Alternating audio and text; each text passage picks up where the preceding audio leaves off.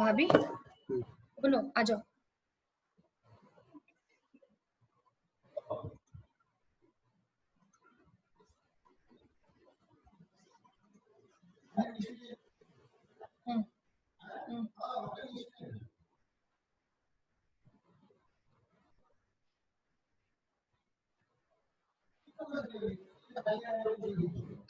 Nishu Jain hyphen hello kids rainbow.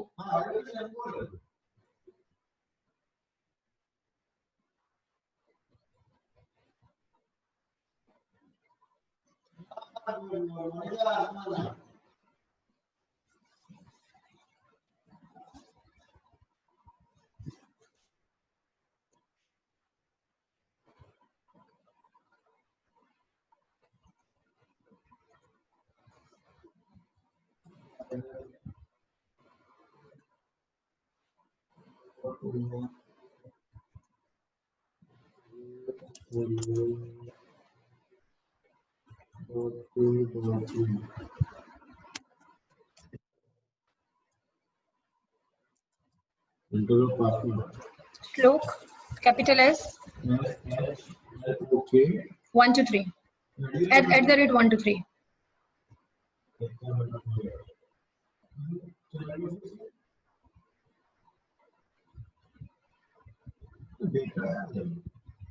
कौन कौन?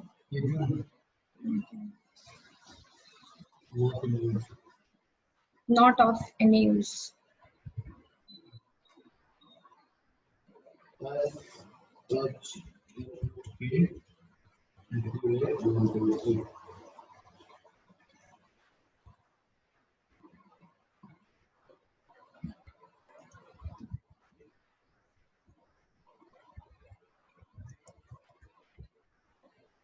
देखो आपका लॉग आउट नहीं हुआ तो लॉग आउट हो गया। बुझलो मगर आप दिख रहे हो जो आप प्रीतम कुमार अग्रवाल पहले चेंज करो। कर नहीं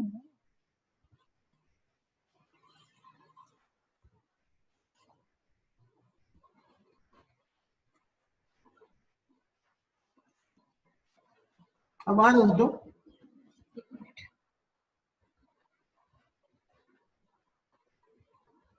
एक मिनट भाभी नहीं दिख रहे हो? जितना दिख चुके हैं। अमित आप वहां से लॉग आउट करो, मैं नहीं कर पा रही हूँ।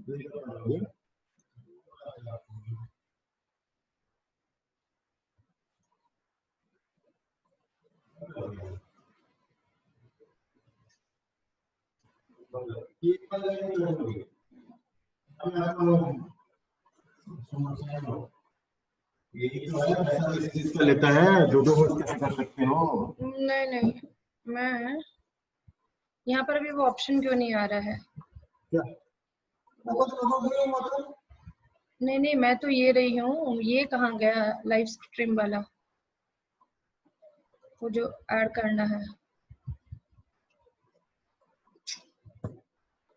फर्स्ट टाइम इसको यूज कर रही हूँ ना, इसलिए मेरे को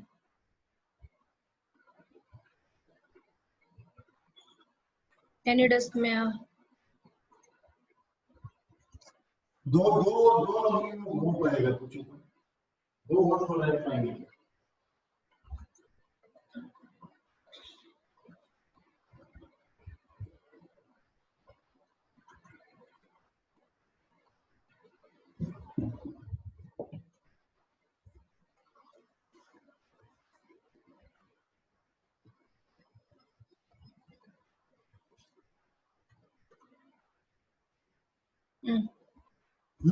एक्सेप्ट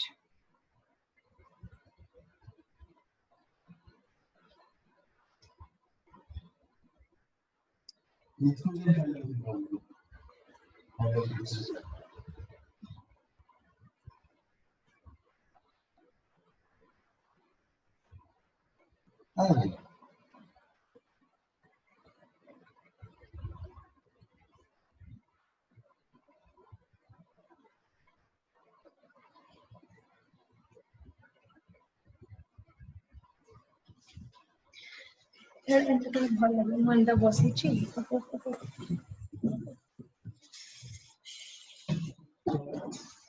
मैं चेंज करने वाली थी।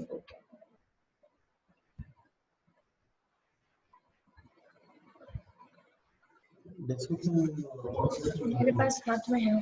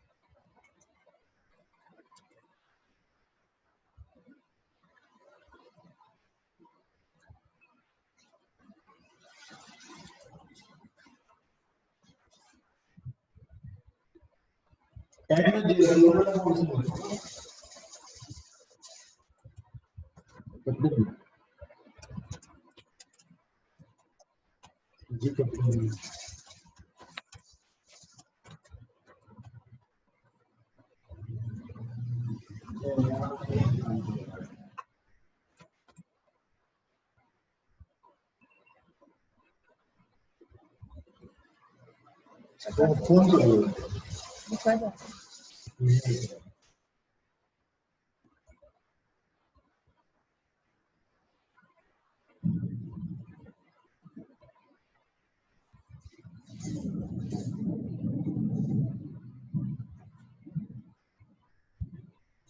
सबको message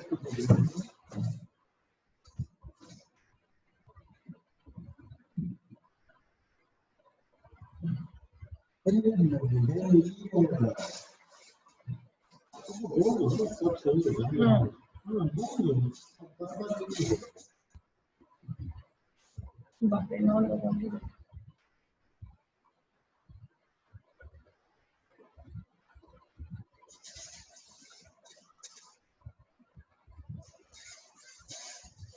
Hello. Wait, let me unmute you. Yeah, I did that. Hello, everybody. Hello. Hi.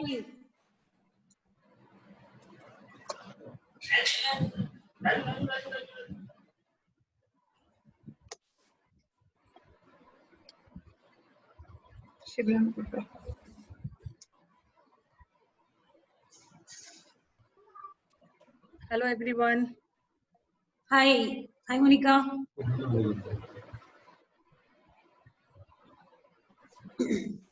Hello, everyone. हमको कॉल करो। Yeah, good evening everyone. Sarvesham, Dr. Sampath Kumar. Hi. Hello. Hello हाँ, हमको कौन कहते मो नाडा चेंज कर दिया ना। जस्ट अ सेकंड कर दिया अभी। Okay bye. Hello. Hi. Hello Paridhi ma'am, I hope you are mute. Hi. Am I audible? हाँ, you are audible ma'am. Hello Balachandra sir. Please, hello guys, Shivran here. Please don't put your phone in speaker mode. Please keep the phone aside. I hope there is some connection is getting problem. Yeah. Don't put it in speaker mode. Use a headphone.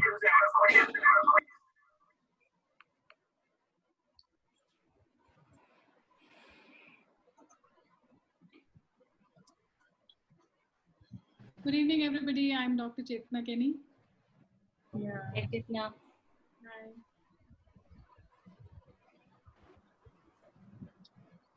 Okay. Good evening everyone. Yeah. Good evening everyone. Good evening.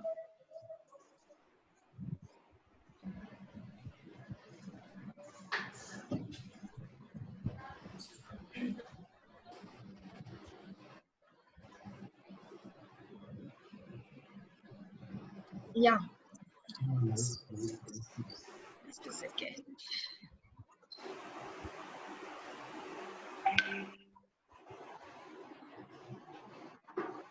I hope we are having more 2 minutes to go.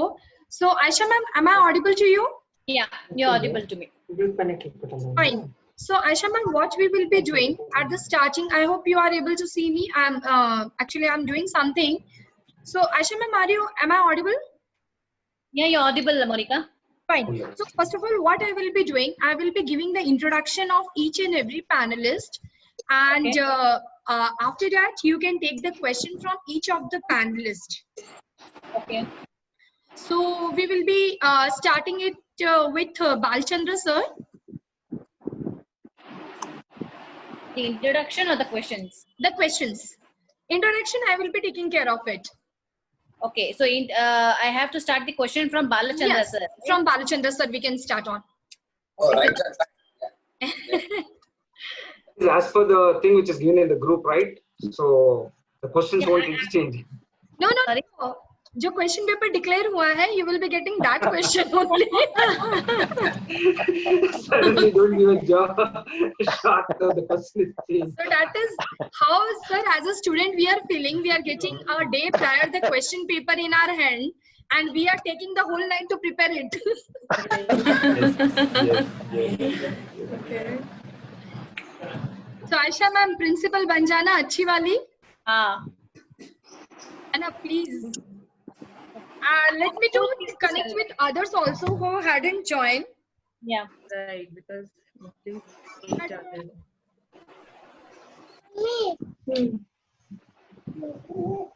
I'm calling Anjana ma'am, but I don't know how come she is.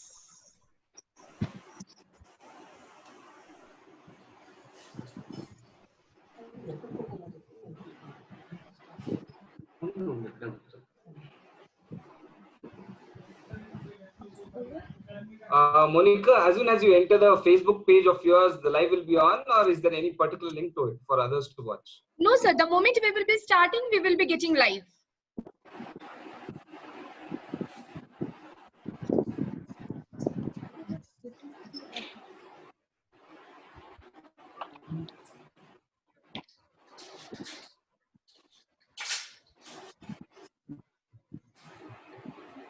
Shivram, I hope somebody there in the waiting room. If you can just admit all. Monica, please wait. I'm just live streaming. Okay.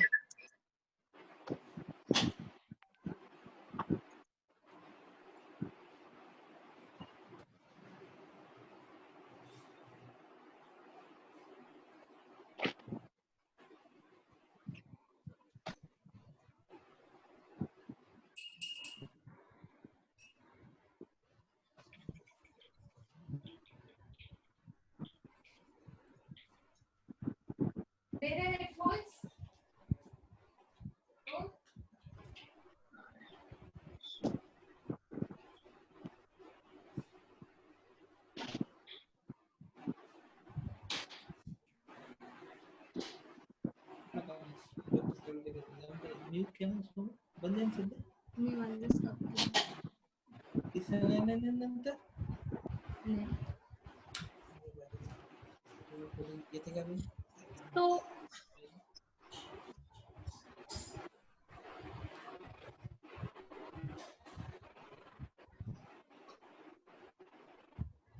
I hope a few of more panelists are joining us.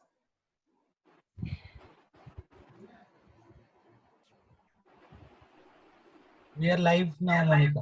Okay. So hello everyone. Today we are having a Zoom session. Welcome you all for the main topic of the era, the situation, what we all are facing, virtual learning, boon or ban. So from you all educators, we want to know how we can overcome the situation, what as a parent, as an educator, we all are facing. So giving the introduction of each and every one of you, I'm privileged to announce, because we are having very good educators with us. So we are having Dr. Aisha Singh. She's the founder director, Creative Kids, Kids Care, Apni Pathshala, Learning Tree. Welcome Aisha ma'am for the session. Thank you, Monica. We are having Dr. Sapna S, founder and director, Butterfly Montessori. Karunadu Swashikaran Kendra of Butterfly Institute of Teachers Training. Welcome, Sapna ma'am. Sapna ma'am, I hope you are on mute. Yeah. Thank you, Monica.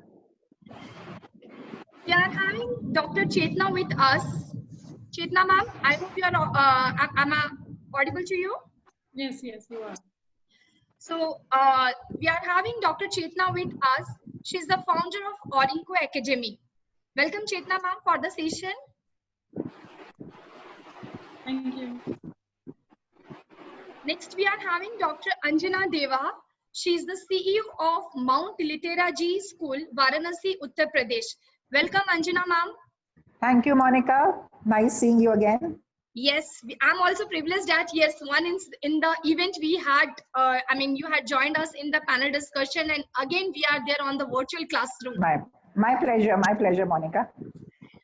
We are having Mr. Arjun Gupta. He's the founder of Growing Miracles Preschool, Bangalore. Welcome, Arjun, for the session. Hi, everyone. Thank you so much for this opportunity, Monica. We are having Dr. K. Sampath Kumar. He's the senior principal, Sri Vijay Vidyalaya Matriculation Higher Secondary School, Hosur, Tamil Nadu. Welcome, Sampath sir, for the session. Yeah, thank you, Monica. We are having Dr. Balachandra L. Sir. He's the senior principal, TKS Public School, Tamil Nadu. Welcome, Balachandra sir, for the session. Yes, yeah, thank you, Monica, and dear comrades. Thank you for welcoming me. Thank you so much, sir. We are having Ms. Kalyani Dhore. She is the founder and director, Planet. Welcome, Kalyani, for the session. Thank you for joining me. We are having Ms. Paridhi Podar. Ms. Paridhi, she's the franchisee partner, Kangaroo Kids in Parel, Maharashtra. She's the curriculum director of Seriously Addictive Mathematics, India. Welcome, Paridhi, for the session. Thank you so much. Thank you, Monica, for having me here. Thank you so much. Thank you so much, Paridhi, for joining us. We are having Ms. Tejashwani. She's the director at Rainbow Arch. Welcome, Tejashwani, for the session. Thank you, Monica. We are having Mr. Girish with us. He is the CMT of the Millennium School and Little Millennium, Hasargata Road, Bangalore. Welcome, Girish sir, for the session. I hope he is on mute. Fine. So over to you, Aisha. So we are just because our session is also live on our Global Science Foundation page. So I would request each one of you, if you when Aisha ma'am is giving the question to any one of the panelists, please keep on mute to your system so that it will be audible to others. Thank you so much. Aisha, over to you. Thanks, Monica. So, my dear fellow educators, Hello. we all... just a second. Aisha ma'am, just a second. I hope Nishu ma'am had again, yeah. So, we are having Miss Nishu Jain with us. She is the Director Principal of Hello Kids Rainbow. Welcome, Nishu ma'am, for the session. Hello, everyone. Thank you, Monica, for this opportunity. Thank you so much, Nishu ma'am. Yeah, I hope everybody had joined us now. So, Aisha ma'am, over to you now. Okay, thanks once again, Monica. So, my dear fellow educators, we are going to be part of a remarkable history again. So, we all have to be very glad about it. And today, it's like, all of a sudden, the surface of online has come up. We are not sure what to be done, what not to be done, whether to call it as a boon or a bane, or neither we have any kind of an alternative given the situation. So, most of the parents and educators are also skeptical about how online learning is going to take place, because most of the schools do not have such plans in place, and they do not even have a great infrastructure or resources to build good online courses rapidly. But still, so we just thought this discussion would throw us a lot of light on a lot of many things, and we can see how you people think about it, and we can come to a conclusion. So I want to start with Mr. Balachandran sir. Like, what do you think would be the attention span of kids which will be rendered? We are talking not only about higher grade children, we are also talking about preschoolers, we are also talking about, who are from a grade 1 to grade 5 also. How will these kind of kids will have a rendered attention span? Am I audible to you, Balachandra sir? Very much audible. Thank you for the question. Okay. Yeah, it's a great question to me. And when you're talking about online learning, that is taking place now. Probably in the years to come, online learning is going to become the order of the day. But with a note of caution, I feel it should be a blend of online and offline learning should be on the card. But of course, it's a welcome sign in most of the urban schools. But the rural belt, definitely we are facing problem. But as far as the attention span is concerned, and as for the recent study, the attention span is getting drastically reduced, the duration. And they say, as for the Microsoft theory of told, it's from 8 seconds to 6 seconds. Very hard to keep the child in a place for more than 10 to 15 minutes at the max, 20 minutes. But in spite of all these ads, so what we need to do that, we have to practice how to be attentive. Not an easy job, but parents started questioning us how to keep my child more attentive. And to get the span, attentive span, more, there are 5 key points. Number 1, we need to be very creative. How? Give the reason to your child why he needs to be attentive. That's very important. So most of the children these days, they are listening only to what they wanted. From the minimum input, what we give from the parents or from the teachers. Especially the lockdown period, it's a great testing time for every one of us, including us. We are put through live test now, acid test you can call it. So it's a torrid time for us. It's not that easy, but that's the thing. We have to be creative. Second key point is we have to adjust a task. That we are not doing it. More apart from creative, we have to adjust a task. And third thing is we have to change it into a game. So that's very much important. And avoid distraction. They get distracted very easily. They get carried away. And these are the key points we need to be on the trot to make this attention span is very effective. And very clearly you told me, ma'am, and of course it might work out wonder in the secondary and senior secondary children. So as far my experience and expertise goes, I've been with all the children.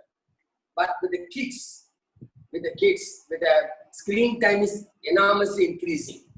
So giving them online learning, now we make them addicted to all the mobile phones and everything. I do remember, one of the remarks I made, some cartoonists clearly mentioned it. Before we asked the children not to bring the mobile to the school. But now school is in the mobile. So now we are going reverse, but can't help it. No one expected COVID, that deadly COVID is already trying more than 3 million people across the globe. But still, the morning also when I discussed with Monica ma'am, she asked, what is the backlog of these things? Of course, we need to fire all of us leaders, though it backfires. But again, we caught it between the parents and the management. I'm talking about as a principal point of view. I think, ma'am, if I'm not wrong, I think you are heading a school or maybe one of the directors. Am I correct, ma'am? The moderator I'm talking about. So, yeah. So being the owner, yeah, ma'am? Yes? Yeah. So what I'm telling, yes, sir. Not an easy task. But as principals, as the head of the schools, we have to bridge the gap between the management and the parents. So the attention span is a crucial factor. The moment when you throw the question on me, when it was displayed already yesterday, I thought, okay, so it's not a cakewalk for me, not for all the kids even. So our task is cut out. But again, we should not ponder over all these issues. Rather, we should come out of the shell. We need to perform as a head. So my personal experience says, over here, very hard to make the children to glue to, at present, to screen. And above all, one more problem we face, they do not possess Android phone. And that's a biggest issue over here. So what we do, we ask the children to share the mobile phone in the same home. They have one phone, maybe 3 children in the same family. Economically, they are very poor. That what they do, the parents, they squarely blame us, the teachers. They say, what is online learning is all about? You are doing all these things only for the sake of getting fees. Okay. So again, as for that attention span, a lot of tricky ways. We have to be very creative, we have to be very patient, and we have to talk to the parents, and we have to monitor around the clock through our team of teachers. I think it might work on them. So later on, I'll give more of the ideas about that after everyone share their views. Thank you for asking question, ma'am. Thank you very much. Very nice and rightly said, Mr. Balachandra sir. It's like, you know, for us also, it's a completely new thing. We are also getting into understanding how we need to bring focus and integrate education with online learning. But I want to ask this question to Nishu ma'am. You know, we all understand, we agree, and we also understand how online learning is a kind of an option for us today. But most of parents are also thinking like, you know, how the social interaction is going to come into the picture, because social interaction is also related to the education, and early education is all about social interaction, and most of the parents do agree. So Nishu ma'am, what do you have a take on this? Nishu ma'am, you have to unmute yourself. Thank you, Aisha, for this question. But before that, I would like to thank you, GTF and IBF Karnataka, for this opportunity to be the part of this panel discussion. Right. So let me repeat my question. Isn't early education is all about the social interaction? Yes, I totally agree with this statement. Early education is all about the social interaction. So let me first start about what is early education, right? So early education is the foundation of the kid's journey. This is a phase from where a child come out from his comfort zone, from his homely environment to a group of people. The group can be of the same age or the group can be of different age. And the place where the child develop his social, physical and emotional development, the skills, right? So it's directly connecting, the early education is connected to the social interaction. This is my point. But again, I want to discuss about what is social interaction first of all. First, everybody should know what is social interaction. So there are like social interaction is an exchange between two or more individuals. It's like a building blocks of a society, right? So there are various kind of social interaction. So let me give example of those social interaction which will lead to, you know, the today topic, like whether virtual learning is boon or ban. So like, let me start with the first social interaction. When the parents send their kids to the school, right, to meet their friends, to meet their teachers, that is a social interaction, but with physical presence, right? That is also a social interaction.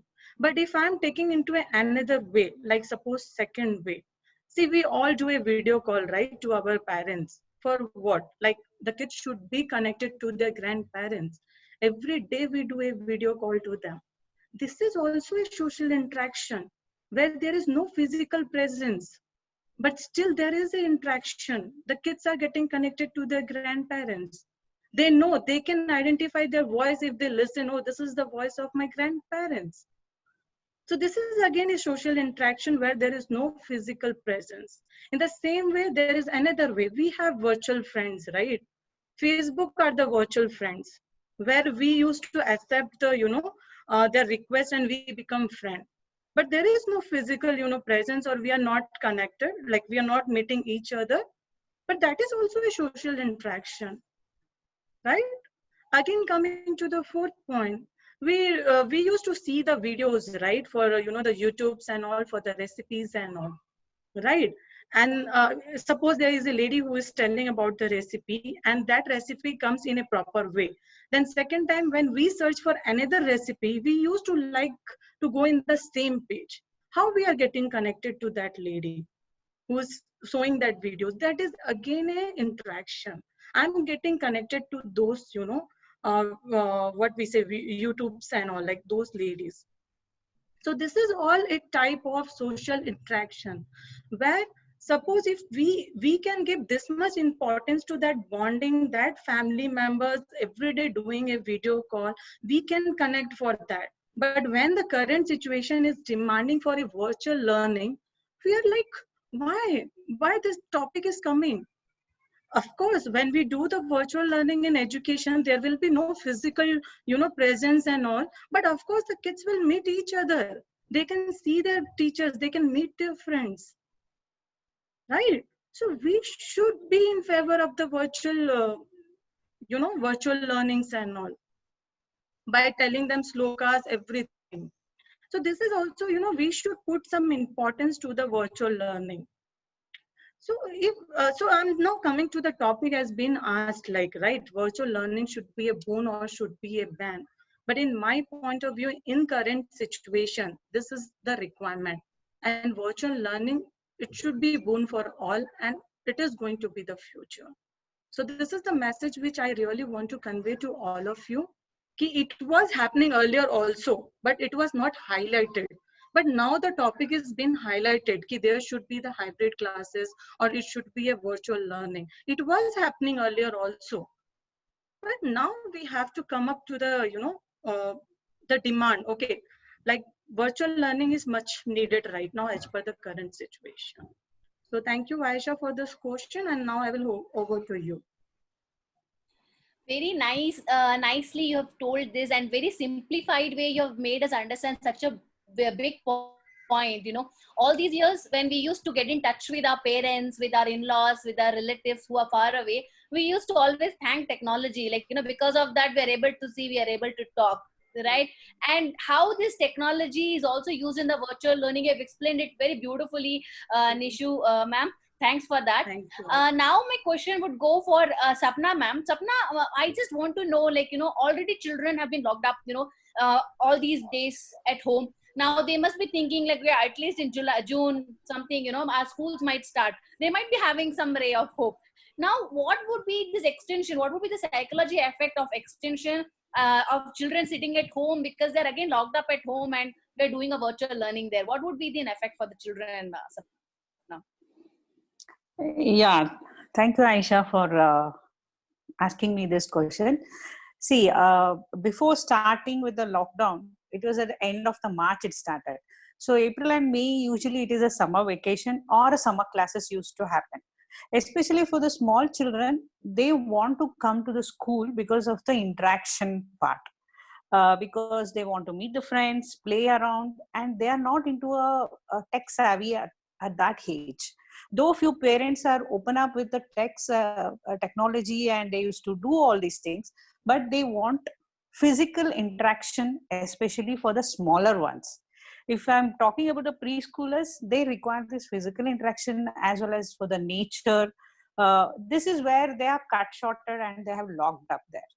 And because of that, psychologically, what I came to know was that when I interact with my children and everything, they are not happy with that point of view, because sitting at home, they are feel like caged themselves. Though the parent is trying hard to involve children with a lot of games or something, physical development is harming over there for that particular age group. But when it's coming for the higher standards, they're okay with that, they're happy with that actually. And right now for the really few of them have sorted already online classes for them. It's like they're enjoying that online classes. But again, online classes, yes, of course, it's very good, as Nishu ma'am noted down. But when it comes to the practical aspects, for example, for the any experiments or anything else, they require the real things. There they find it very difficult to do it in online. Some teachers, even more, they're going up with the PPT shows, which they get bored. And many children are not able to concentrate what they're doing. And especially few schools, when they're doing online classes, what I observed was the children, they're sitting in front of system, but they're not getting the teacher interaction over there. The teacher face is not seen there. So this, what happens is the connection is gone there. So there they are losing out interest and they're not even taking what the teacher is talking. This they are listening. I'm talking about the fourth, fifth standard children. These children are losing out there. But when it goes to the upper level, that is what they're enjoying, that virtual learning. But again, they want some, they're okay, they doesn't have a peer pressure here. That's what I came to know. they doesn't have a competition among with their friends. They are concentrating on the work. There is no distraction as such in the college when they go, or the school when they go, especially with the teenagers. So there what happens is they are able to concentrate what the teacher is talking, and they're able to question, they are able to interact with very well, they're taking it. But again, the disadvantage is they're losing out the practicality over there. Virtual learning should be there, as well as I prefer that they should have a practicality also should be involved. For the smaller children, the physical development, nature, the connection with the nature is very important for the preschoolers, as well as they want the peer to be socialized. Yes, they socialize like this, but when they are interested, when they are able to do that one, yes. And again, the screen time, it should not increase for the smaller ones. Yes, of course, it is for a momentary time, but you cannot extend for the more than a 40 minutes. Preschoolers cannot sit in front of the screen. That is the one disadvantage what I feel. And the parents also feeling very tiresome to make it as a this thing, because the parent also has to sit. If they have a working parent, both of them, they are not able to sit in front with the children. They are finding it very difficult. Either one has to quit the job, or one has to spend time with the children. There is a problem with the parenting also there. As well as when they come to the higher level, as I said, like a 4th and 5th standard, again, the parent intervention is very much required, because they're not able to take that one. Of course, when it comes to the teenagers, like a 9th and 10th and the 11th and the 12th, they are able to manage these things very well. But again, I prefer that both virtual as well as the real things has to be there. Virtual, we have to accept it, because that is the future of it. And but again, I want that also and this also. I don't believe that social interaction won't happen, because in a homeschooling, the children learn at home and then they go and mingle with the society, group of children, and everything will happen. So that what happens is, I prefer this both virtual as well as the reality, practicality has to be there. This is what I can see. And the second point, what I want to, as one more gentleman mentioned about it, it's very difficult for the rural area schools, because they're not able to get the access of this internet, and they're not able to get this virtual learning, and their teachers are not trained for that, and they're finding it difficult how to do the online class. When they come to the school, we can interact with them.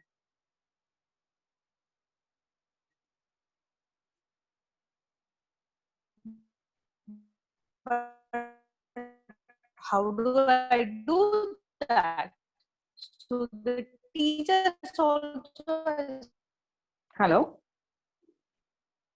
Yes. Sorry, something went wrong with the net connection. So there I feel that teachers also has to be trained, as well as for the rural, it is very difficult to get this virtual learning. So something that has to be rectified. This is what I can say.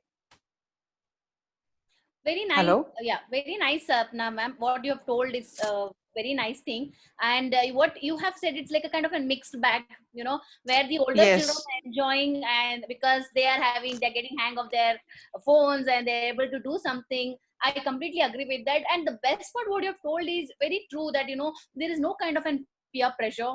And the children are not getting diverted. Yeah, we do have a points which has been mixed, like positive as well as negative. But if we see here, most of the positive things which we can see here when you're talking about all these kind of things.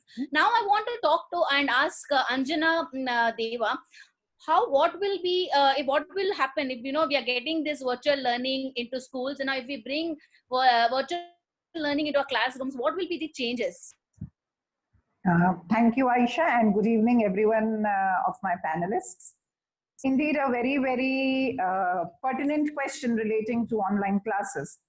Well, I say that adversity would cause many people to break and others to break records, like most of the educators and edu leaders have done. The way that all of us have adopted to online teaching, I would say, is creditable. Had it come to us as a normal platform to shift to online classes, it would probably have taken us years dwelling over it, discussing over it. But come adversity and we are ready to break records. And I think within few days, most of the edu leaders were able to shift their school to online classes. So certainly, and as they say, if it is a boon or a bane, well, the consonants remain the same. It is only the vowels which have changed. So between boon and bane. So I would say that, it is the perspective here which really matters. So I would say that, technology has profoundly changed education. It has expanded the access to education.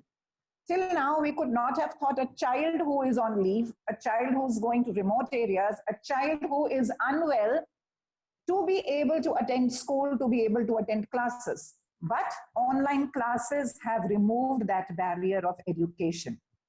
Opportunities for communication and collaboration have also been expanded by technology. Traditionally, classrooms have been, relatively isolated, and collaboration was only limited to other students in the same classroom or the same building. But today, technology has enabled the formation of collaboration, which was undreamt in the past, maybe till a few months ago. Technology has not only brought about a change for the principals or the edu leaders, but also for both the teachers and the students. Students can share what they are learning with students in the other classroom, in other states, in other countries, irrespective of the board, irrespective of the schools that they go to. So the barriers have been transcended here. And that is what education is all about, isn't it? Education should not be limited to a country, to a religion, to a territorial boundary. Then technology has, like I said, begun to change the role of teachers and learners. In the traditional classroom, the teacher is the primary source of, the information, and the learners passively receive it. This model of the teaching, which was called the sage on the stage, referring to the teacher, has been in education for a very, very long time and was till few months ago. But because of the access to information, educational opportunity that technology has enabled, in many classrooms today, we see that the role of the teacher is shifting to the guide on the side, because the students are taking more responsibility for their own learning using the technology to gather relevant information. The learning spaces are being redesigned. The curriculum is being redesigned. The syllabi is being redesigned. And more interaction, agreed. The F2F model, which is face-to-face model, which has currently existed in our country, it is not going to collapse immediately. But yes, evolution has begun. Do you think this was an avoidable circumstance? If not today, it would certainly have taken place 5 or 10 years later. It is just a preponement of what would have eventually happened. So instead of complaining or cribbing, it is better that we become the buffer in the transition that is taking place. And with the technology coming in, with more interaction coming in, the small group work, we have to think of technology as a positive aspect instead of a hindrance. It is actually a powerful tool which can support and transform education in many ways, making it easier for teachers to create instructional materials, enabling people, students, and parents to work together. The worldwide reach of internet is undeniable, and most instructional designers and educational technologies are making the most of it. We have always taken the classes in a digital form in our classrooms as our USPs. It is the same thing. The only thing is, instead of delivering the curriculum in the classrooms, it is being delivered at home. But the content hasn't changed. And not only that, children are able to now think more. You give them more projects. You give them more things to search on. You are helping them to think out of the box. You are helping them to think for themselves instead of giving them stereotyped ready-made content and ready-made answer. This is what we call dynamic learning instead of static learning. The teachers have been teaching the same thing for the last 10 years. But now they need to rethink. They need to replan. They need to work on their instructional pedagogies. So and plus look at the convenience. Nobody can be left out if we motivate the students to be present. Not a single person can be left out of the instructional methodology, whether I'm sick, whether away on some function, whether away from physical absence from the school, will now not be a deterrent in the teaching learning process. So if we look at it, it is a very, very convenient and flexible option. You don't have to depend on anybody or anything. And there is always a methodology with the recording facility, with the video facility, to always go back to revising the same thing as many number of times as you want to. Whereas there is no rewind in the physical classroom methodology instructionals which are taking place. So a child who is a slow learner or needs to learn at a slower pace can go through the teacher's class as many times as possible. Then there are discussion boards, there are chat rooms which enable you to interact online with the teachers. There is doubt clearing sessions also. So it is all basically that how you look at it. It is the single coin, which is online classes. One side has the boon, one side has the bane. Flip the coin and hope it is the boon which lands on the face up, and you are actually ready for the 21st century education. Thank you, Aisha. Well said, Anjana ma'am. The best thing what I liked you about that was the USP. When we were using a digital classrooms, it was an USP, and the same thing we are delivering today with the same content. The content has not changed, right? So now going to the same question in this way, I want to ask Chetna, like, before COVID, we, as Anjana ma'am also said, that digital classroom with a USP, like that virtual learning was a boon. Now it is completely opposite. It's a bane now after COVID. Now, what do you have to say on this, Chetna? See, it is to be understood as to what happened to us in the last 2 months. Somewhere everyone got into a hurry, and you suddenly had, to adapt to this situation where you all have to come online, right? Like all of the other people have been speaking, I think they are all valid points. Earlier, we used to say we should not give mobiles and gadgets and internet to children. Now we are saying, please buy broadband and get these laptops or whatever it is, right? So there is a philosophy mismatch, and it is shocking for many parents when they listen to this change that we are suddenly doing, and they're attributing it to many other reasons. They're thinking maybe schools are trying to jump onto this so that, we can continue to pay fees or whatever are the reasons, right?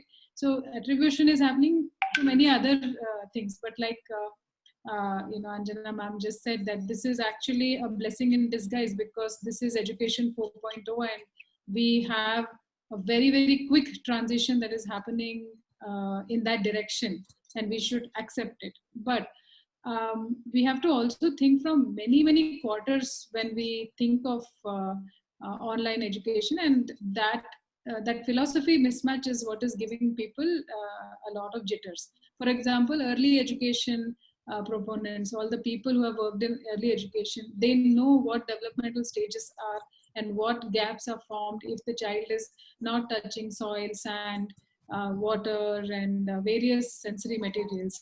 Why did we have this whole aspect of children playing with things and having an interaction with their friends or adults in a very controlled environment? It was for a reason. It was not happening, and hence Maria Montessori, for example, brought in this method so that the developmental stages are met and children have their neural networks properly built. And we who have been working in the area of special needs, we do see that whenever there is a gap like this, it does affect many, many different areas of life. And learning gaps, are something that are responsible for a child not being successful enough in life. So how do we work on those aspects is something that becomes very critical. What is the benefit of an eye contact? What is the benefit of words that we speak? What happens when we learn to not give, not listen to a person. When we talk, sometimes small children, they're just talking, they're not focusing on listening. But slowly, by the environmental feedback, they understand that if I don't give time for the other person to speak, I'll not understand. And the other person also will not give me time. So these social constructs that we were learning now are monitored by a Zoom mute button, for example, right? Machines are controlling us, and that is how we are learning rules by rules. So somewhere the human aspect is going away. If you see grade 1 to 5, for example, there were a lot of basics that were supposed to be learned in school, which perhaps you can get that online also to a bit. But the whole aspect of studying phenomena and understanding it, discussing with your peer group, co-constructing that knowledge, and then coming up with something like that is all now affected because there is one teacher speaking on Zoom. That's all. Nothing major has changed actually, right? Somebody is speaking and there are 30, 40, 50, whatever number of children that you're logging on to, they're listening to it. So the whole aspect of learning from a child's point of view, another child's point of view, and working in groups and seeing how we can build onto each other's knowledge and then learning automatically happening organically is something that is to be questioned in the current system. Then with respect to adolescence, there were a lot of social rules and relationship management, conflict management, decision making, all of those that they used to learn while being in a school, how to handle adults, how to understand, even going through bullying or whatever. They're all maybe not good things, but they used to help children to learn how to survive in the world. Those are all going to get affected. Physical fitness is a major issue. Obesity is going to be our biggest problem when we come out of COVID, frankly, because we don't have spaces, right? The psychological effect due to crowding in the homes where you don't have enough spaces is going to happen. Earlier, we used to say virtual learning and it used to happen in a classroom with some smart boards and all. Maybe children used to go online in the evening for some tuition or something. But now you're having 5, 6 people in the house all wanting a computer at the same time. Budgets of the house have gone up, internet usage has gone up. We need separate corners so that we don't disturb each other. We have to have a lot of planning and preparedness for this kind of learning. So it is a lot of mental stress that everybody is going through in this. But what is not changing and should change very, very quickly is the content and the teaching quality. And what are we actually giving to the children? That is very, very important to understand and see how we can make this transformation happen in a positive way. So the chalk and talk has now just turned to a whiteboard on Zoom. It is not something that is changed drastically, right? So how can project-based learning come? How can teachers think of learning that is totally focused on the child and by the child and for the child, where the teacher is just curating content and then seeing and then facilitating slowly on the way, but the child is doing everything by himself. That could perhaps be a way out in certain scenarios, right? Also to see what really is worth of learning. It's very important that we now go back and to the drawing board and see our current curriculums. Do we really need that much? Is there anything else that can be added? There are a lot of edtech companies coming up with some amazing programs. Can they all be integrated rather than just subject-related knowledge? What are 21st century skills? How can they become the base through which you learn other subjects and topics? The quality of teaching is what I'm trying to speak about. Is we are just moving online and doing the same old stuff. So if that is what we're going to do, this is not really going to help in any way. Then it becomes a bane. But it can become a boon if this can be that day that we were all waiting. All educationists, parents, everybody has been cribbing from a long time that education system needs to change. And the current NCF also is in favor of a lot of those things. So then this is the time that we can just totally transform ourselves. So that is something to be thought. But one of the major issues that I am concerned about where it has become a total bane is the accessibility of children who do not have access to computers and whose teachers do not have access to this methodology of learning, who need a lot of training, hand-holding, support. None of them have had that. Just yesterday, I was speaking to somebody. They have given about 600 laptops to some government teachers, and they've given some laptops and computers to certain children. but the teachers don't know what to do with that, right? So it's not just switching on and getting on to Zoom. What exactly do I do with that? Is there a learning management system? Are there learning paths created for that child? If I have to do that, what do I have to do in the first place? Is there a learning system for me first as an educator?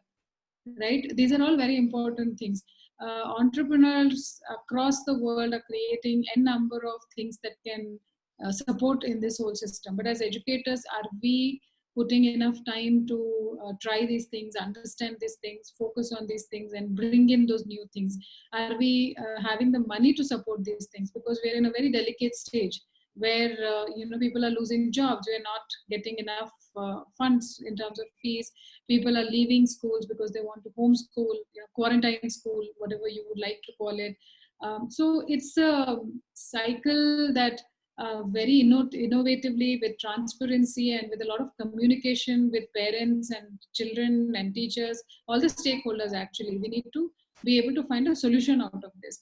So we are in a situation, it depends upon us whether we will make it into a boon or we will make it into a bane.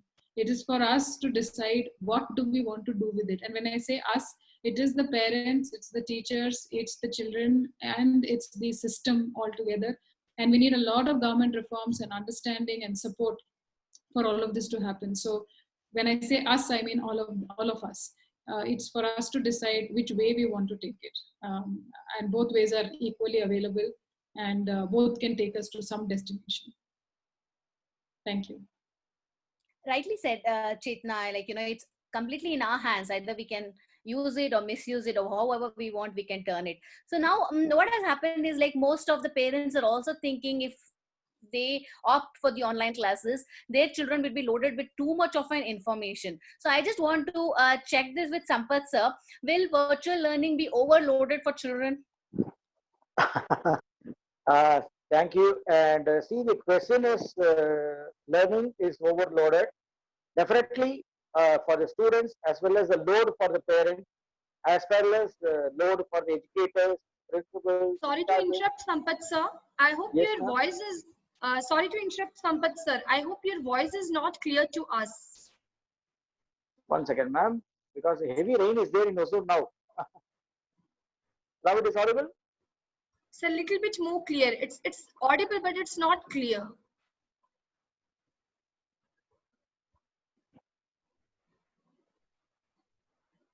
If you can just check the volume. Yeah, full, ma'am, but that's what the climate is not good outside, so it may be. Yeah, it's better. It's better now, sir. So you need to keep your mic little more closer when you're talking. Okay, sir. Fine. And see, this crisis we never faced in our life, right? All this kind of curfew and wearing masks, but traditionally we just follow certain systems to safeguard our health. The same way, I would like to see this in a 4 angles. One is called the mindset of parents, or mindset of teachers, or mindset of students, whatever it may be. The second one is the innovation, whatever the innovation comes in, the acceptance should be there. They have to understand the reasons for accepting this particular innovation. It is not going to happen for all the years together, right? It is going to happen only for this crisis time.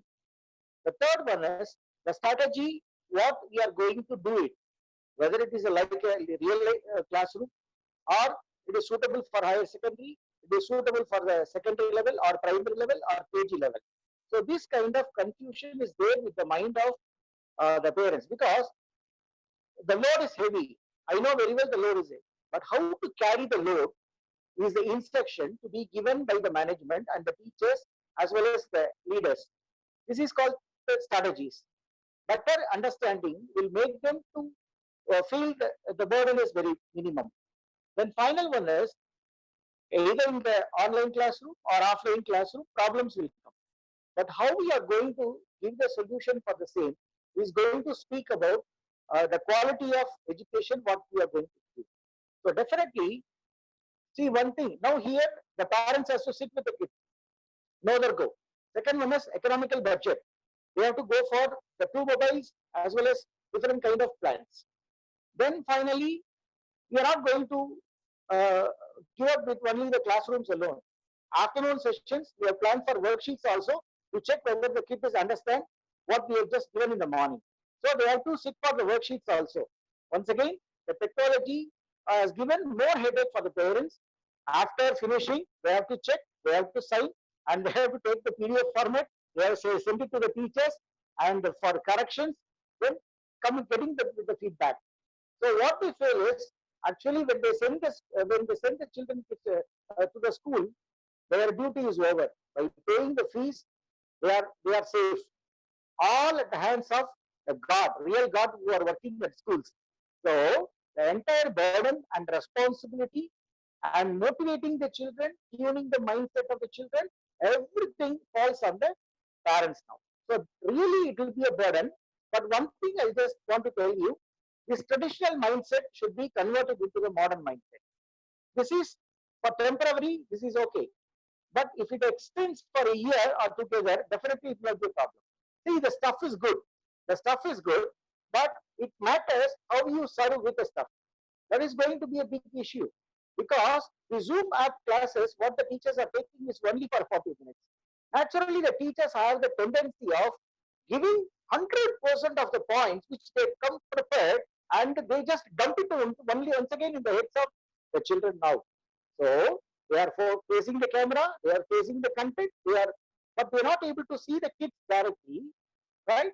So this is a drawback, and the children started feeling when the teacher is uttering one child's name, the other may feel jealous.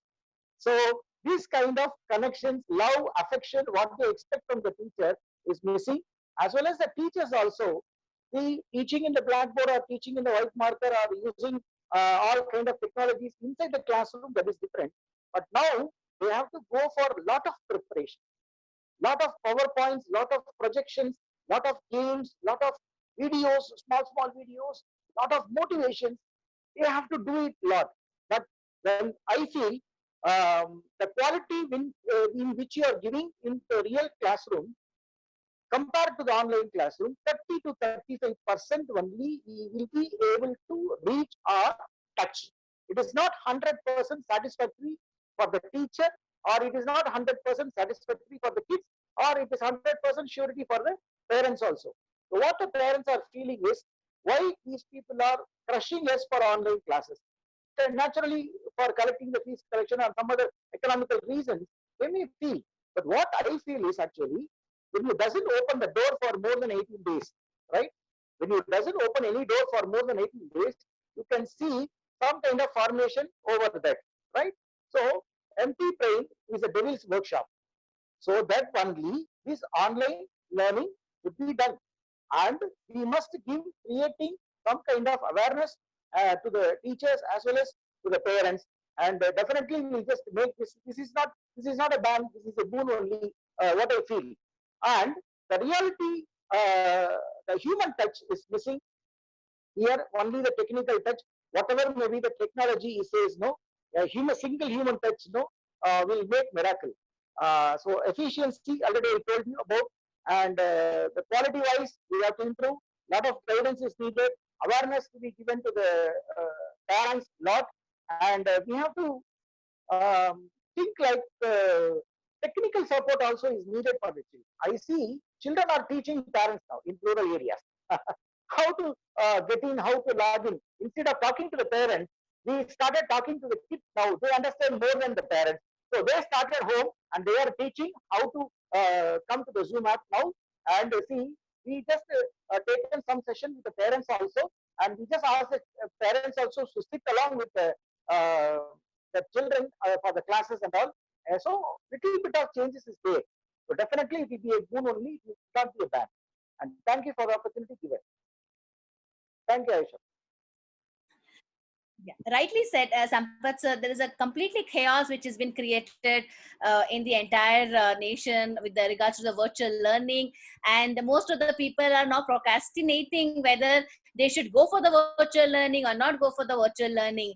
But do you think, I want Paridhi to throw light on this about, is virtual learning completely hyped? A very good evening to all the panelists and to all the viewers here. And I would like to thank GTF for getting me here and letting me speak my mind. So, Aisha, a very well put up question, rather, I should say, a very much awaited question whether this virtual learning is hyped. I would rather say that it's not hyped, it's being encouraged because, given the scenario, we all know that it's a pause right now, and the mother nature is currently rebooting herself, restoring up all her energy, whereas we all are finding ourselves contained within the four walls, and then how do we channelize our energy, how, and we are not left with any physical contact, so how do we do like social connect. So virtual platform has actually given us an opportunity to connect with people socially and emotionally. And as educators, when it comes to virtual learning, virtual connect, as educators, we all understand the importance of learning, that learning should go on, it should not stop. So the moment the pandemic happened, all the teachers across the globe, they donned the cape of the superwoman, and they started with the virtual classes, with the virtual learning, so that the children, the children's learning should like go on. That process should not stop. And especially as preschool educators, we understand that the age group 0 to 5 is very important for our children's learning, and a lot of learning happens during this particular time period, 0 to 5. It is rather called as critical period in one's lifetime, or the windows of opportunity, and if once missed, it will never come back. So as parents, we need to understand that when preschools are coming up with virtual classes, they are offering active screen time and not passive screen time. When I say passive screen time, it just means watching the screen, and there is not much interaction. But as preschools, we are offering active screen time to all our children, wherein we are taking care of their emotional needs, we're taking care of their social needs, we're taking care of their physical needs, their creative and aesthetic needs. So we are catering to all these developments because we understand that at this age, a child needs all these areas needs stimulation in all these areas to stay really healthy. And if a child is healthy, the child's mind is healthy, a child's day is properly structured and organized, a child will feel happy and cheerful throughout the day. So the parents should actually embrace virtual learning at this period of time, because right now it's the only solution to connect with the world. And when a child looks at his own peers or meets his teachers, or when a playgroup child starts with the virtual schooling for the first time, the playgroup child is also getting an opportunity to build up the emotional connectivity, or to build up new relationships virtually. So that's a very beautiful thing. So right now, all of us should embrace it, because we all are the stakeholders in our children's development, be it teachers, be it parents. So I personally feel that virtual learning in the current scenario is a boon. It is not a bane, and I mean, it is being encouraged, and it is not being hyped. It is being encouraged, because if you look at like World Health Organization, even World Health Organization is saying that the sedentary screen hour should not be more than 1 hour for a 2-year-old. So if you interpret it, so it is actually saying that the active screen time can be more than 1 hour. So even World Health Organization knows the importance of virtual learning right now in the current scenario. So yes, so this is what I wanted to convey.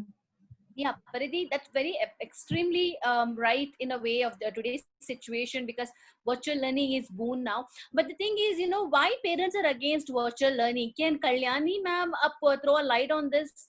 Why do the parents think, and why are they against virtual learning so much? Thank you for asking this question, ma'am. Hello, Is my voice audible? Kalyani, if you can just little bit louder. Okay. um, it's okay now? Yeah, It's it's fine. okay. It's fine. Yeah. Ma'am, I like to say like our parents like complete a real time teaching for their children, and like they are very familiar with school timings and their schedule as well. So when children are sitting in front of laptop or a mobile screen nowadays in the quarantine time and the COVID-19, they are just sitting in front of them and seeing their teachers very enthusiastically because they are loving this way of learning newly. And the thing is that when a child is trying to learning something new by using the mobile phone or a personal computer, this is not good for them to looking at a screen continuously because they are not used to blink.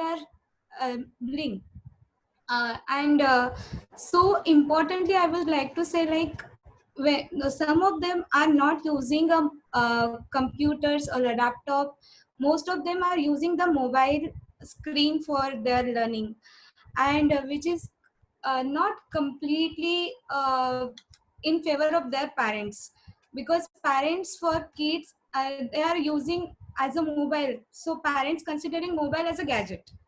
So maybe they are thinking like their kids are very much addicted to the mobile, maybe. But after that, they're having a problem with where only their medical issues, like they are sitting at a long time at one place, even the lectures coming online one after one, and students not taking a time for changing their position, or they because they are loving the sessions now. And uh, uh, means their disturbing is not good, so parents are like they want to say like sorry, this is now worrying many parents on this effect will have their children health. So when we use the screen as a laptop and the mobile, or it causes the dryness in eyes, it maybe they give a burly sense. So they are just worrying about these all things, or else parents are also learning so many things about the online learning and the virtual learning as well. They are really appreciating these all the things that their teachers taking the efforts over it. But the thing is that when a student sitting at home in front of a mobile screen or a computer, there is the no control of the teacher over the student. So at that time, parents are unable to handle their kids in the way that the teacher wants to handle their child.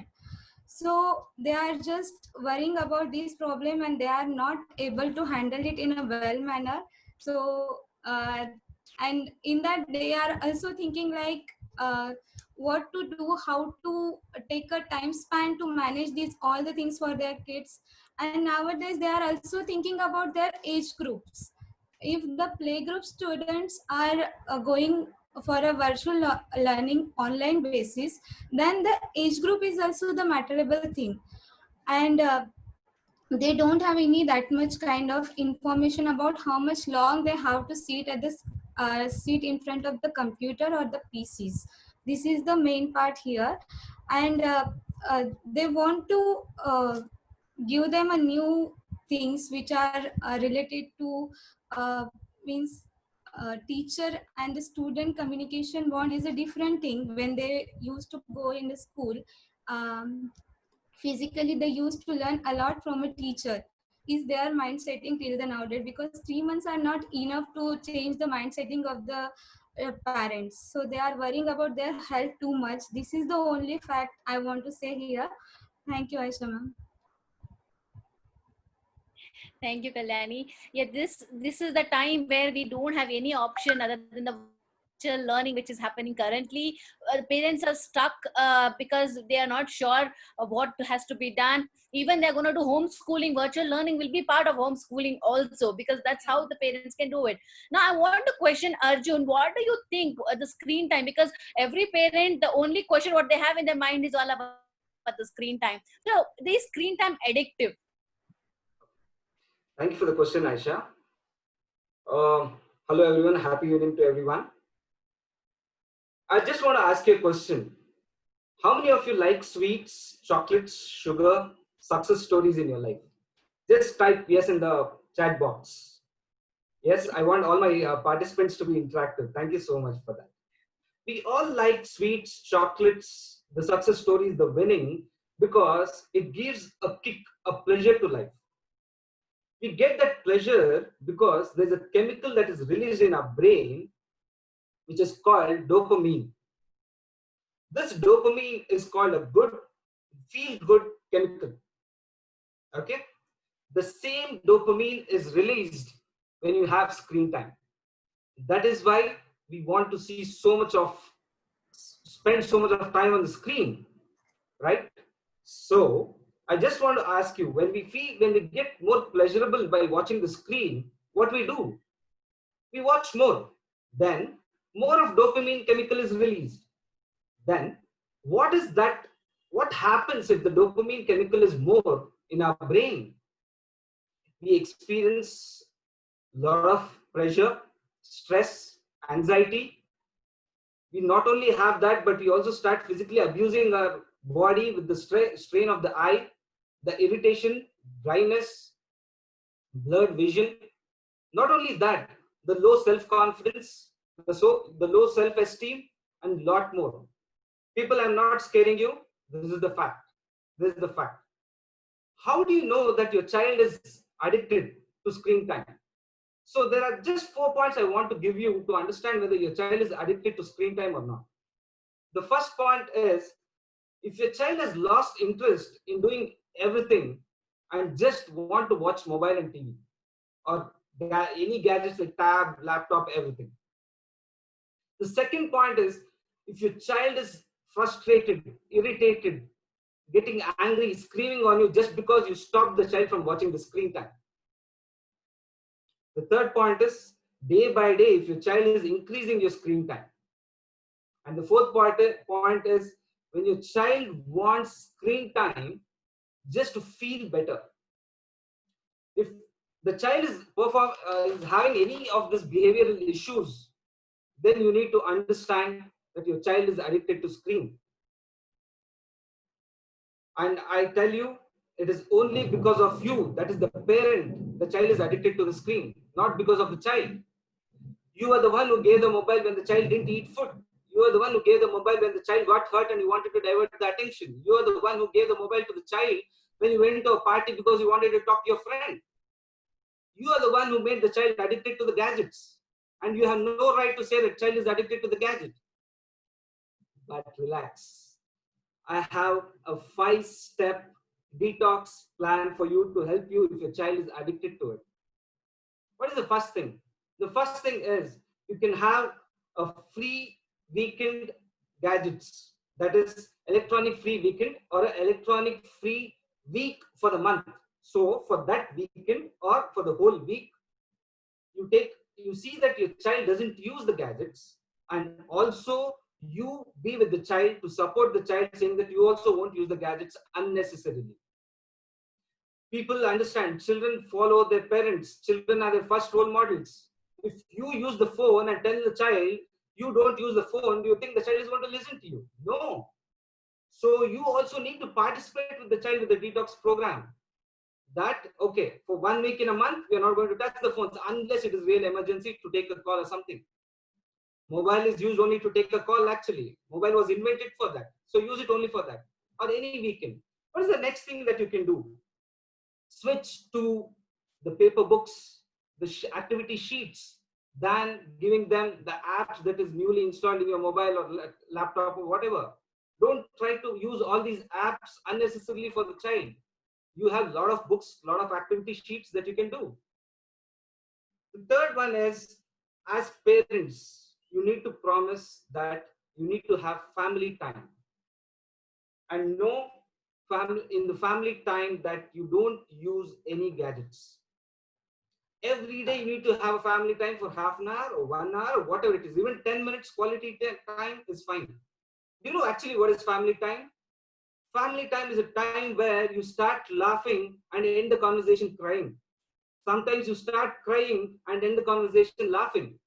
That is time, family time. Family time is not that you switch on the TV and you are with your phone, the parent is with the other phone, and you say we are all together in a room. That's not family time. So have family time without gadgets. Okay. The fourth point is I want to make it a challenge week for the child. What is the challenge week for the child? Whether it's a family or with your friends, a group of friends, tell the child whoever watches the least time, less screen time as per the apps in the mobile. It will show you whether you're used for 2 hours, 3 hours in a week or 4 hours in a week. So whoever wins gets some prize, or the loser has to treat the other people. And the most important thing is never allow the child or yourself to have screen time at least 1 hour before you go to sleep, so that you will have a very sound sleep, very good sleep, and a deep sleep, because the blue light that emits from the screens will give you that sleeping disorderness. You can't have a good sleep, right? So I just want to say, you need to understand what is good time for your child. What is that you need to give the screen time? Is it for productive work? Is it for entertainment? And how much screen time is good? You are the one who need to decide what is good for your child. So I feel that I can't tell you whether this is a boon or this is a bane. But in the present scenario where the COVID has really locked every one of us, virtual learning is a boon at the present time. But once the COVID is out, please see that you don't get addicted. Addicted itself is a negative word. Addicted means you can't stop doing something even when you know that is hurting you. Right? So don't get addicted to gadgets. The only thing you need to do is how can I use the gadgets? For most of us, we do the reverse of everything. That is, we love our gadgets and use people. You should actually love people and use gadgets. Right? So that is very important. So always love people and use gadgets. Don't love gadgets. That's very important. Thank you so much. I hope I have given valuable feedback in the given time. Thank you so much once again. Well said, Arjun. What you said is totally, completely right. And I am sure most agree with that. Monica has something to say now. So we had one more guest with us. We are having Dr. Renu Segal with us. She is the principal of GD Goenka Public School, Greater Noida. Welcome, Renu ma'am. Well, good evening. Namaskar, everyone. Namaskar, Renu ma'am. So, Aisha ma'am, though Renu ma'am is a special guest for us in this panel, so please, if you can we want Renu ma'am to listen from you. Yes, I have been. Hello, Renu ma'am. Aisha ma'am, so if you can just get the question for Renu ma'am. Yeah. So Renu ma'am, we are about this virtual learning. We want to know, if this virtual learning is going to come now, will virtual learning kill the classroom teaching?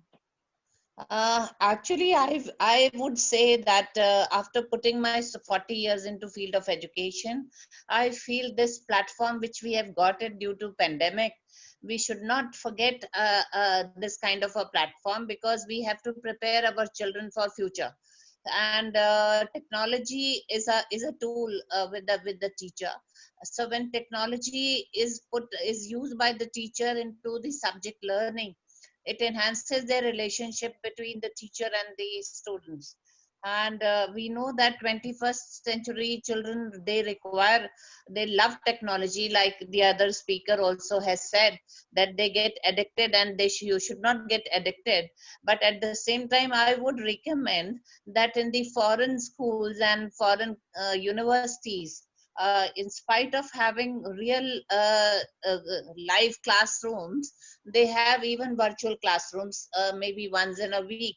So this kind of a pattern we should continue, that the teachers should be available to the students, like we have 5 working days pattern in our country, Monday to Friday, but maybe one Saturday or maybe alternate Saturdays we should keep these virtual classes, so that on Saturdays children can ask their doubts virtually and they remain in touch. Because if such kind of a scenario comes in future, we have to prepare them.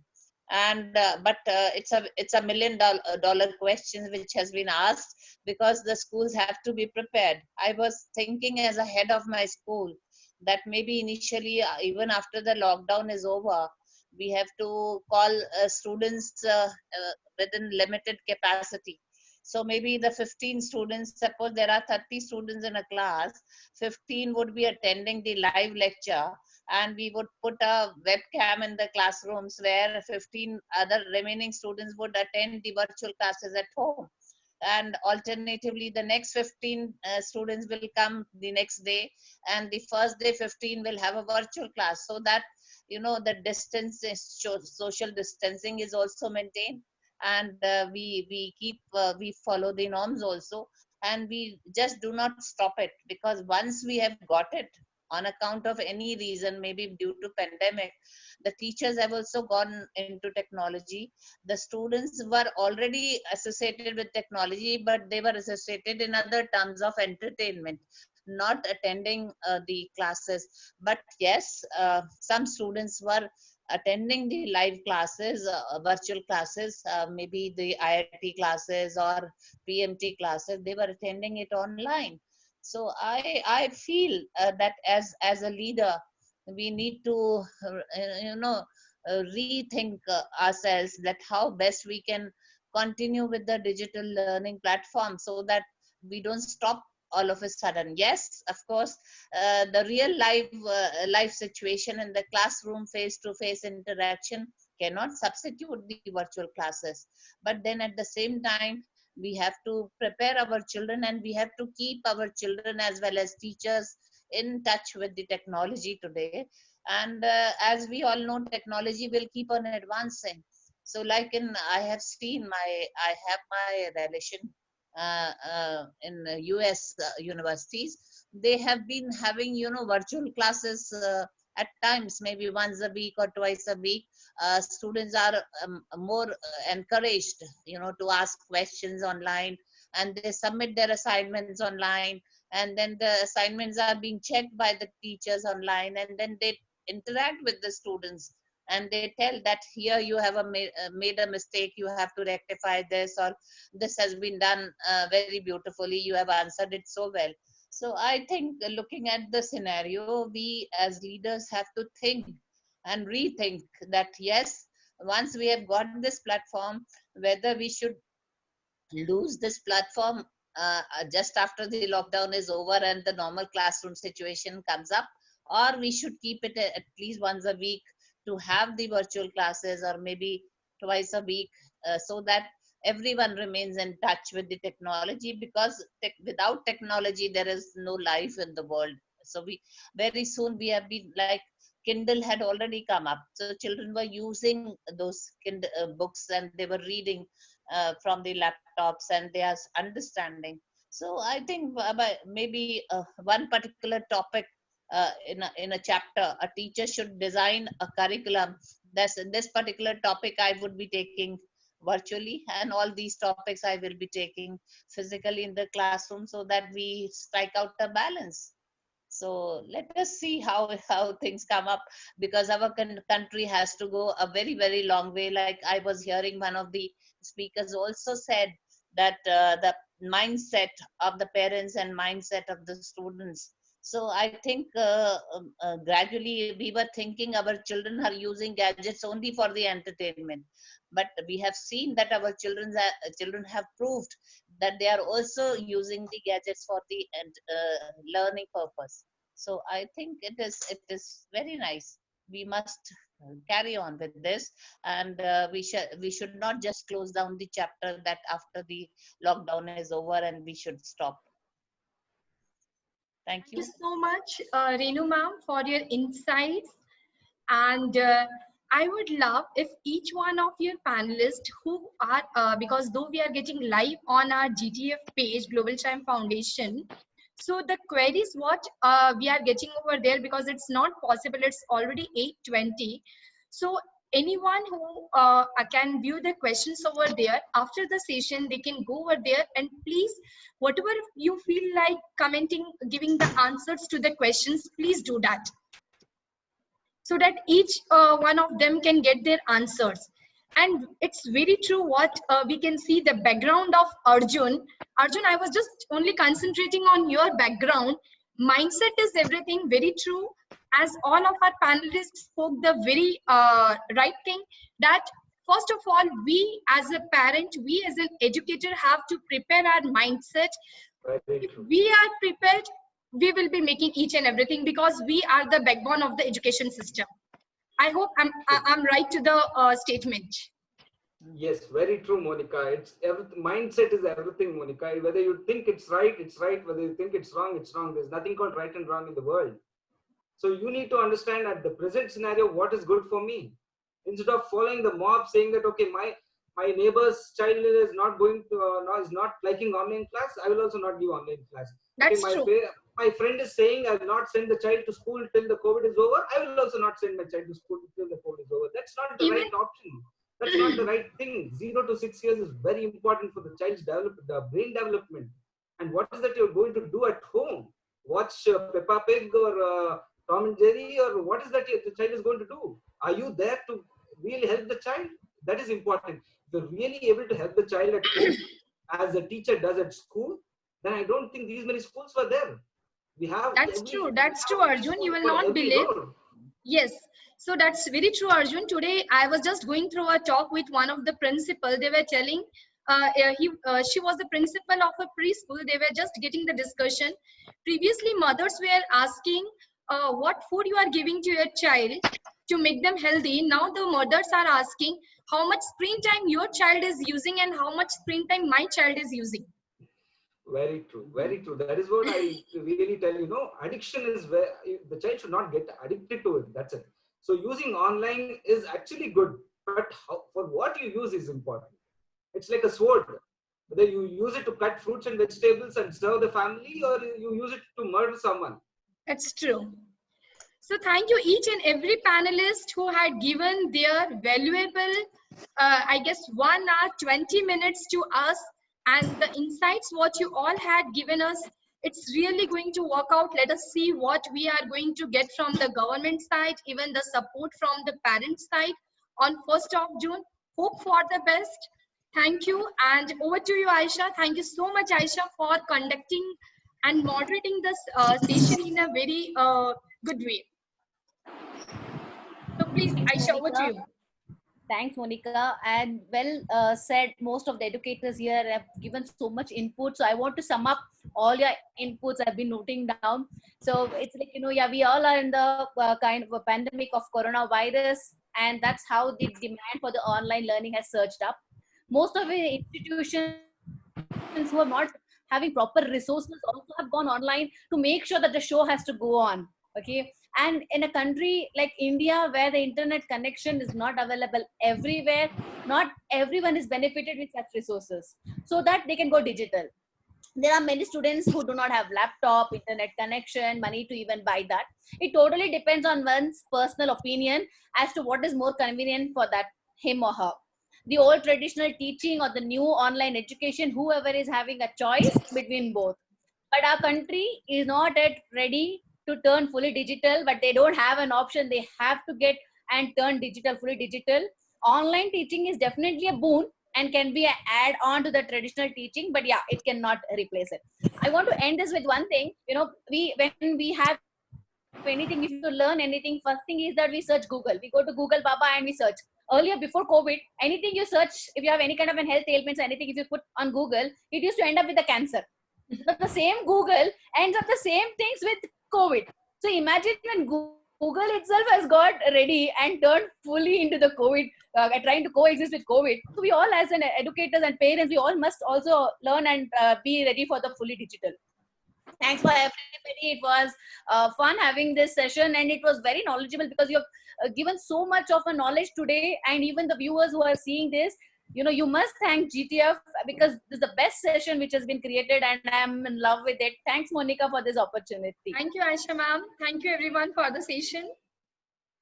Thank you. Thank you, Monica. Thank you so much. Bye. Thank you, Aisha. Thank you, Monica.